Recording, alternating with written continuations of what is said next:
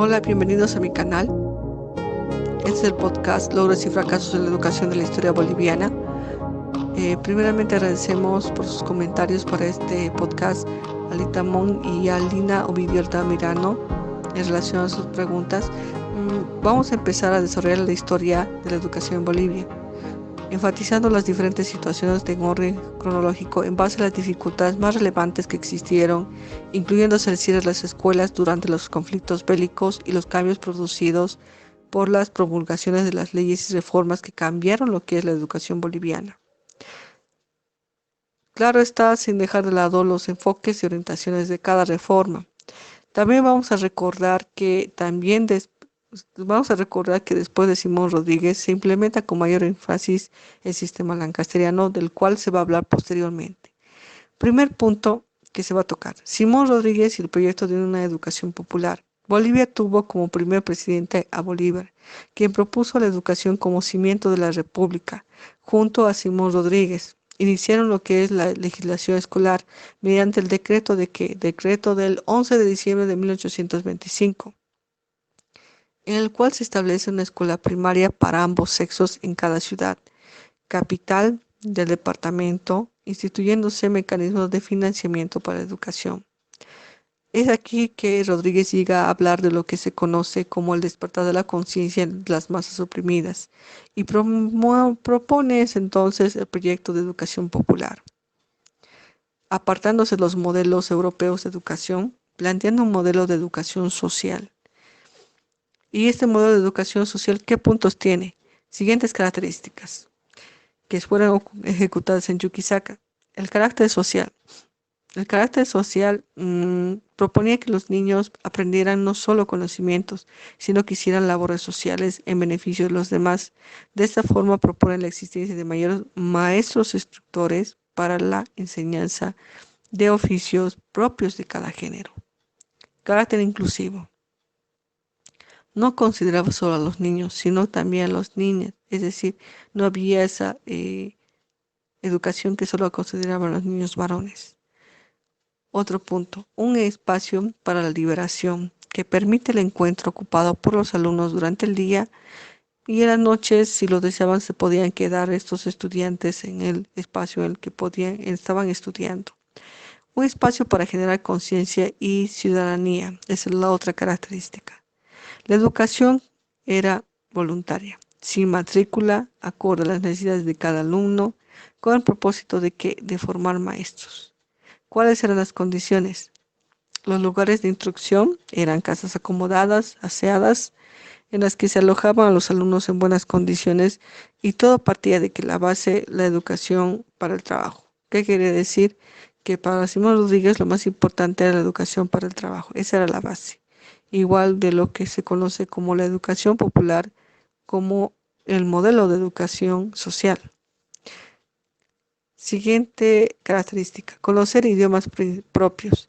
Era de importancia saber hablar las lenguas originales en ese entonces, así que introdujo que los estudiantes puedan conocer sus propias lenguas. La dignidad, un principio de educación popular, contemplando la liberación del hombre y la mujer a partir del trabajo colectivo, en el cual se inculcaba principios para que no fueran utilizados por los demás. Es lo que planteaba Simón Rodríguez. El planteamiento del método pedagógico. Aquí se tomaba como el planteamiento del método pedagógico enseñar a pensar de manera independiente.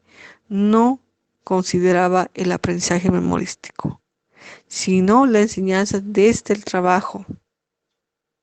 Y es así que, proponiendo de esta manera un alumno activo y participativo.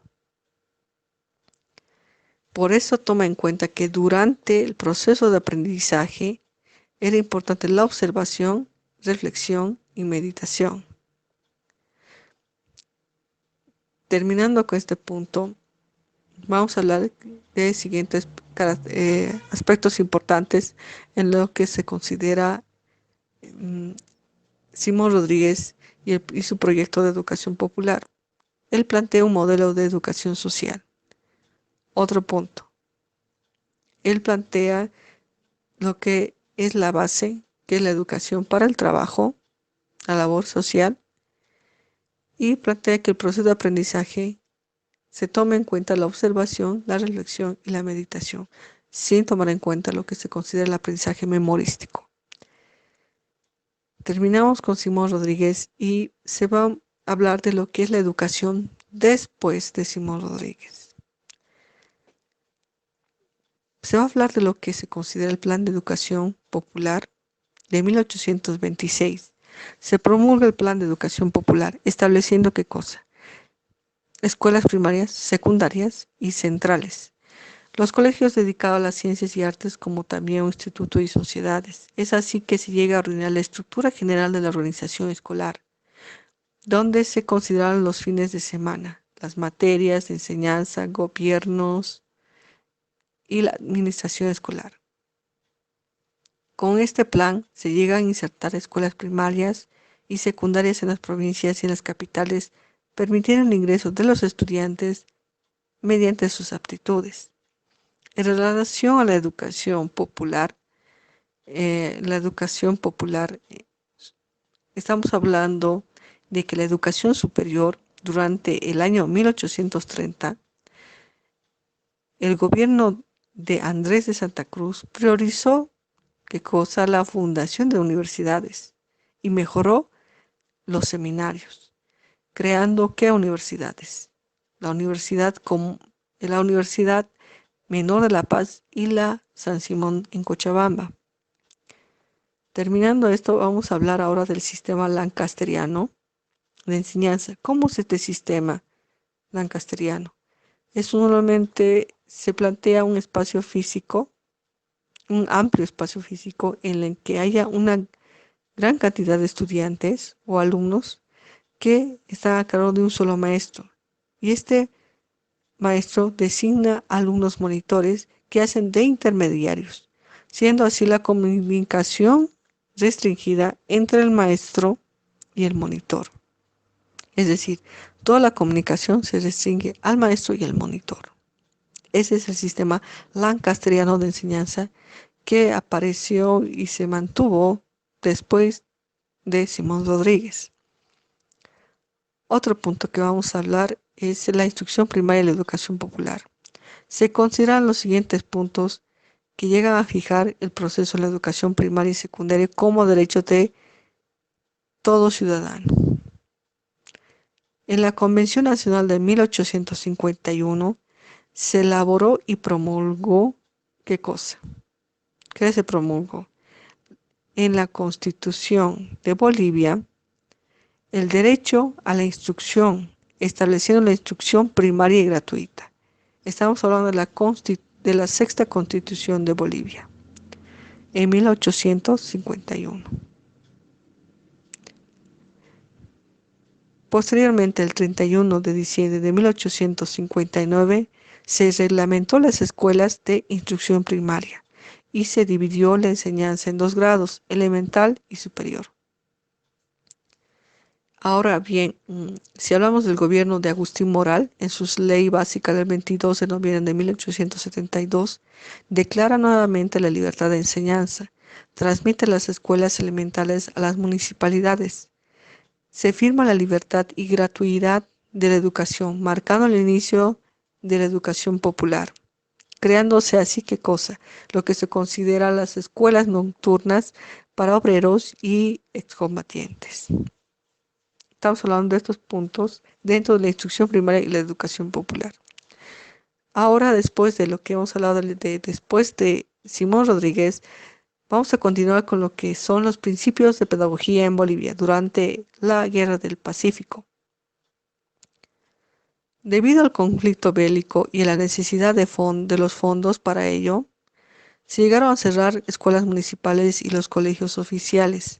No obstante, los objetivos de la educación fueron introducir 4 elementos importantes.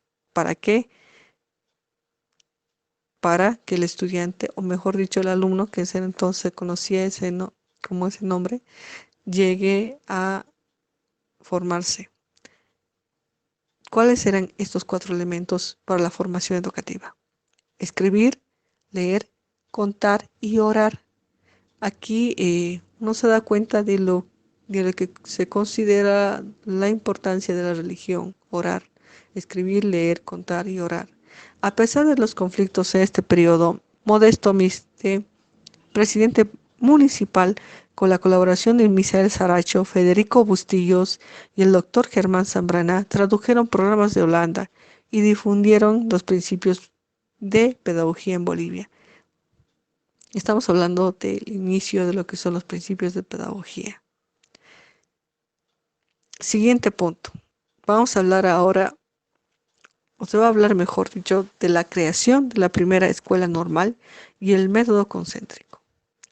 Se crea la primera escuela normal en Sucre por el decreto del 5 de junio de 1909, inaugurándose al día siguiente, 6 de junio. ¿Qué quiere decir? El 5 de junio se inaugura y el 6 de junio se llega a inaugurar la escuela normal en Sucre, nombrándose como director al doctor George Roma. La labor de Roma fue de extrema importancia en la formación de los futuros maestros y en la fundación de las escuelas normales. Esta persona percibía el proceso de educación como un enfoque integral del ser humano, considerando 8 principios básicos. Estamos hablando del doctor Roma. ¿Cuáles son los 8 principios básicos para él? Educación laica, coeducación, política educativa, educación práctica, científica, activa, integral y estética. Esos son los 8 principios básicos que tendría que tener el ser humano. Es un enfoque integral del ser humano, en el cual él explica 8 principios básicos. Se vuelve a repetir los 8 principios básicos: educación laica, coeducación, política educativa, educación práctica, científica, activa, integral y estética. Ese entonces se propuso el método concéntrico. ¿En qué consistía este método concéntrico? En articular en torno a la geografía de manera vertical las materias afines y en sentido horizontal en asociación con otras materias que globalizan el conocimiento. Ese es el método concéntrico. Este método solo se logró introducir en la Escuela Normal de Sucre, en el proceso de enseñanza-aprendizaje, buscando así el aprendizaje práctico. Ese era el método así, concéntrico. Se busca el aprendizaje práctico, experimental, objetivo y suprimiendo lo que se considera como aprendizaje memorístico. Esto empieza con lo que es la creación de la primera escuela, normal, y el método concéntrico. Continuamos con el siguiente punto, Warisata. Se va a hablar de lo que Warisata se considera como la escuela productiva de Lizardo Pérez y Avelino Signani. Warisata se inició o se fundó como escuela en el año 1931 a cargo de Lizardo Pérez, postulando lo pedagógico una escuela productiva, la educación bilingüe, el trabajo colectivo solidario, el aprendizaje cooperativo, el aprender haciendo, estableciéndose así una vinculación con la comunidad escuela, para favorecer el aprender produciendo. También se produjo la supresión del horario escolar, de los exámenes y las vacaciones anuales.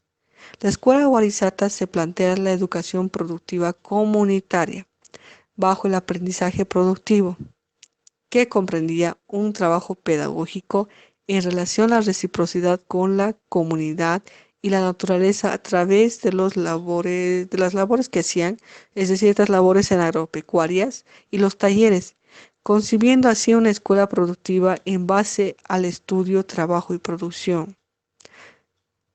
Pero ante todo, este modelo comprendió la liberación, organización comunal, producción comunal, solidaridad y reciprocidad. Y también se tomó en cuenta lo que es la revalorización de la identidad cultural. Es decir, que este modelo, el modelo del Warisata, que llegó a tomar en cuenta la liberación, organización comunal, producción comunal, solidaridad, reciprocidad y revalorización de la identidad cultural. Esos son los puntos importantes de Warisata, la escuela productiva de Lizardo Pérez y Avelino Siniana de 1931. Siguiente punto. La autoeducación. La autoeducación y la escuela activa en el Código de la Educación Boliviana de 1955. El 20 de enero de 1955, el presidente Víctor Paz Estenssoro impulsó la reforma educativa y la constitución del Código de la Educación Boliviana. Por primera vez se resumía la filosofía de la educación en Bolivia, con el gobierno, con lo que se considera el Código de Educación Boliviana de 1955. A través de bases y por primera vez se llega a resumir qué cosa. La filosofía de la educación boliviana a través de las bases y fines de la educación nacional, siendo las aspiraciones de la educación la formación del hombre boliviano. Al mismo tiempo se establecen los reglamentos de evaluación escolar en 1955, de régimen escolar y disciplinario, dividiendo la educación en urbana y rural. Es aquí en el 55 con lo que es el Código de Educación Boliviana del 55 que se divide la educación urbana y rural. También se implementan lo que se consideran como los reglamentos de evaluación escolar. Hay evaluación escolar y división de la educación urbana y rural. Continuando, para su principal aporte ¿en qué reside? En llevar la educación al campesino y al indígena, haciendo efectiva revolución mediante la educación por medio del aprendizaje de la lengua castellana. Mientras se trataba de transformar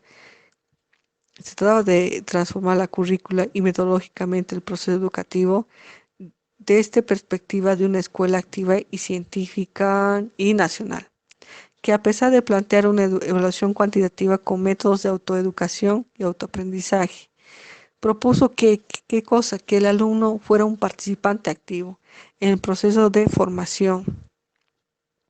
El maestro, un hábil guía de la enseñanza, que aboliera los exámenes de tipo memorístico y se les reemplaza por el sistema de evaluación objetiva cuantitativa en el cual estaría inmersa la autoevaluación. Es decir, que se va a resumir todo este punto, que la autoeducación y la escuela activa del Código de Educación de Bolivia de 1955 de Víctor Paz Estenssoro.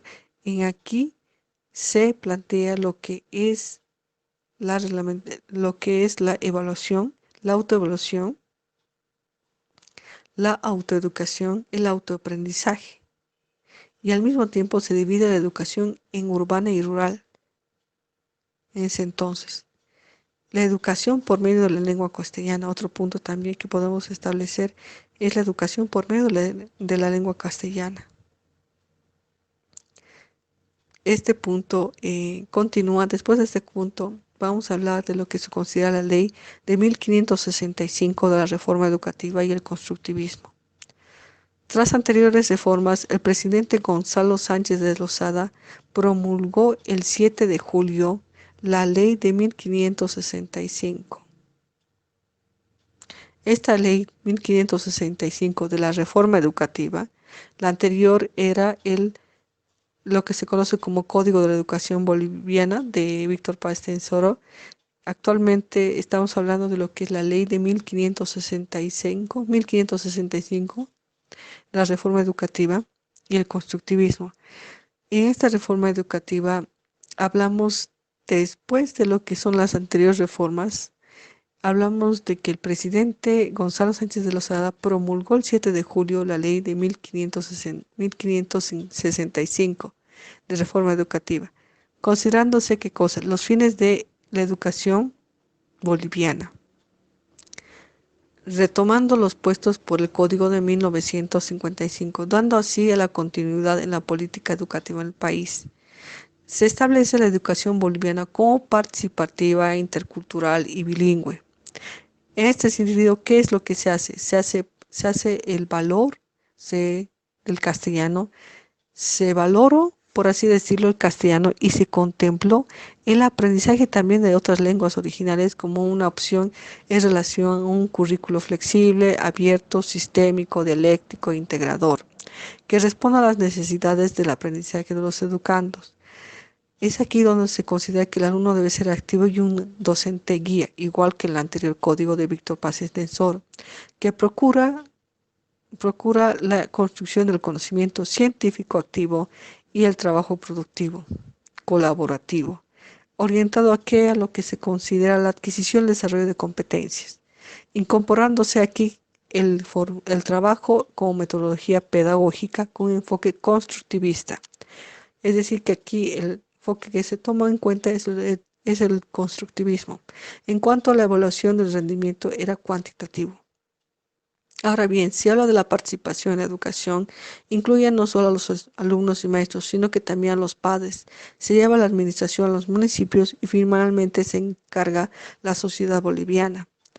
Entonces se prohibió categóricamente el castigo en las escuelas. Esta ley 1565 prohíbe el castigo en las escuelas. Ahora vamos a resumir esta ley 1565 de la reforma educativa de Gonzalo Sánchez de Lozada. Primero, se establece la educación intercultural y bilingüe. Se valoró el aprendizaje del castellano, pero también se toma en cuenta lenguas originarias. Se prohíbe el castigo en las escuelas. Se habla de un currículo flexible y también se toma en cuenta lo que es la participación de los padres en la educación. Esa es la ley de 1565, la reforma educativa y el constructivismo. Continuando, este es el último punto de este podcast, es la ley Avelino Cigliani y Elizardo Pérez y el modelo sociocomunitario productivo, actualmente vigente. La ley promulgada del 2010 está basada en los postulados pedagógicos propuestos por Avelino Cigliani y Elizardo Pérez, proponiendo un modelo de educación social, comunitario, productivo, que reconoce la participación social y el derecho de los padres de familia a elegir la educación que convenga para sus hijos. Esta situación de incluir a los padres en las unidades les da la autoridad de inmiscuirse en la educación impartida por el docente. Ese es un punto negativo de la educación actual, de la ley promulgada del 2010. Además de incluir la educación liberadora, comunitaria y participativa, intercultural, plurilingüe, se sobrevalora las lenguas originales en el aprendizaje y el entorno social, dejando de lado el castellano. Y este punto no lo hicieron las anteriores reformas, no lo hicieron las anteriores reformas. En cuanto a la metodología, comprende los proyectos socioproductivos. ¿Cuáles son? En las orientaciones metodológicas: práctica, teoría, valoración y producción, siendo esta parte el proceso de formación y también se desarrolla a través de las dimensiones vivenciales: espiritual, ser; cognitiva, saber; productiva, ser; organizativa, decidir. Organizativa, decidir.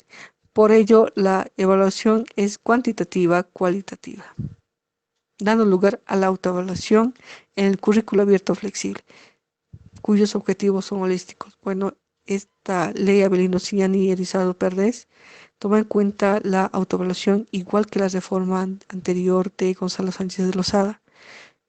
Entonces tiene alguna relación con la anterior, pero esta toma en cuenta más el aprendizaje del lenguaje originario o idiomas originarios y trata de dejar de lado lo que es el castellano.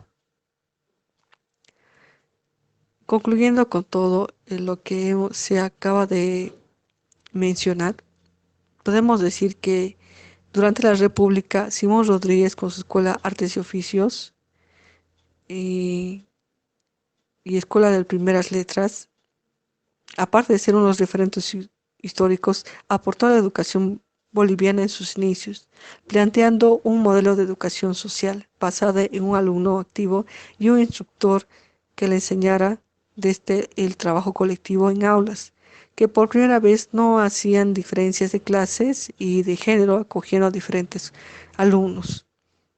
No obstante, lo que sucedió un año después, se promulgó lo que es el Plan de Educación Popular, dejando de lado lo que es los planteamientos de Simón Rodríguez, que volvió a ser clasista y sexista, como en otros tiempos.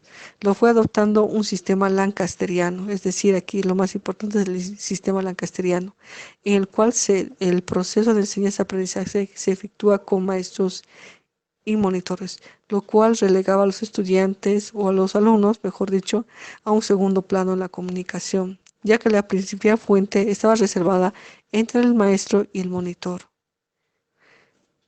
Siendo la educación clasista en ese entonces, llegó a estar al alcance de todos. Sin embargo, se sobrevaloraba la lengua castellana como primera lengua en ese entonces y el idioma originario como segunda, limitando a los pueblos indígenas a conocimientos básicos en educación.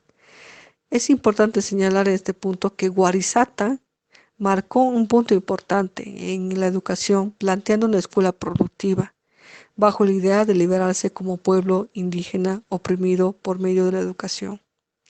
Es decir, que Guarizata cambió en algo lo que es la educación. Puede decirse que sí, fue un logro de la educación y que Simón Rodríguez planteó el primer logro de educación en, durante la época de la fundación de Bolivia, pero posteriormente el Código de Educación Boliviana de 1955 plantea la escuela activa también.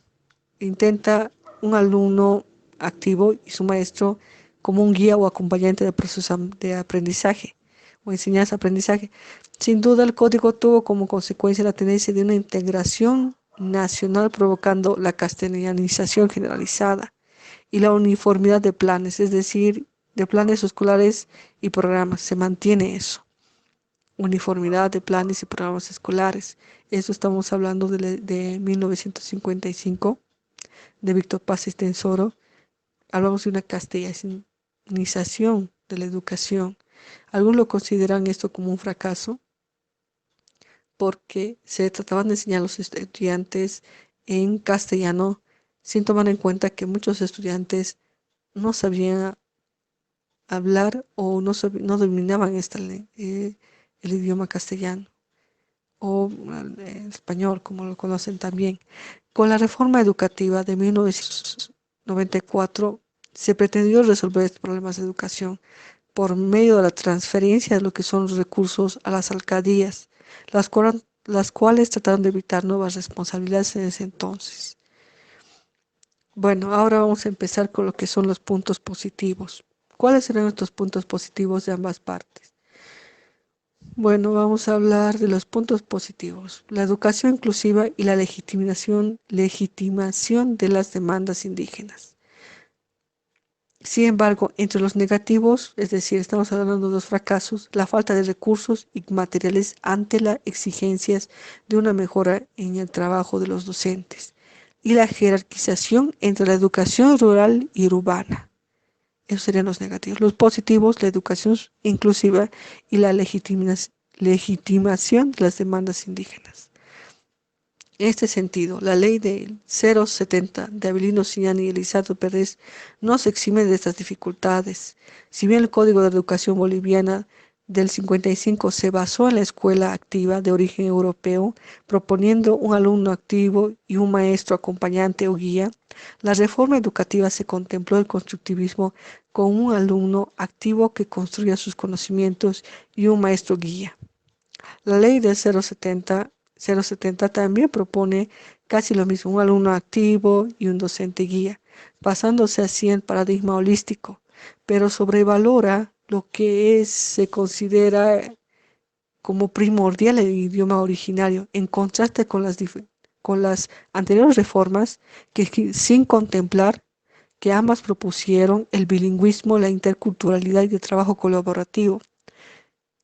Estamos hablando de que la ley Avelino Ciñani y Elizardo Pérez sobrevalora el idioma originario, pero relega lo que es la lengua castellana o hablar en castellano. En relación a todo lo mencionado, se puede decir, el Código de Educación, la reforma educativa y la Ley 070 no lograron resolver los problemas de educación. Esos han sido fracasos. Los anteriores mencionan estar en contra del aprendizaje memorístico, pero aún persiste, junto a la educación conductista, a pesar del deterioro de la disciplina que en otros tiempos se aplicaba junto con el castigo, hasta que la reforma educativa lo prohibiera. Es decir, que estamos hablando de que la disciplina se llegó a... esta disciplina ya no es sustancial dentro o no es obligatoria dentro de las escuelas. Una cosa es disciplina y otra cosa es castigo. Aquí estamos hablando de disciplina. Y como se eliminó el castigo, algunos también eliminaron la disciplina. Y los problemas de educación continúan actualmente. Por todo lo anteriormente expuesto, Bolivia en la educación tuvo más fracasos que logros, ya sea por las reformas, leyes o por la manera como la que se interpreta la sociedad actual. Es decir, que estamos hablando de que el Código de Educación, la reforma educativa y la ley de 070 nos resuelven los problemas de educación vigentes, a pesar de que los tres plantean un alumno activo participativo. Persiste la educación conductista y persiste el aprendizaje memorístico. Puede decirse que hay más fracasos que logros. Los logros podrían ser estos puntos positivos: la educación inclusiva, la legitimación de las demandas indígenas, la educación intercultural, pero hay más fracasos en la educación boliviana. Esperando que les haya gustado este podcast. Agradecemos a Alina Altamirano, Ovidio Altamirano y Alitamón por sus comentarios. Espero que esta información del podcast que se ha dado les guste. Y agradecería que me den un like si les gusta. Estaré retornando en diferentes podcasts.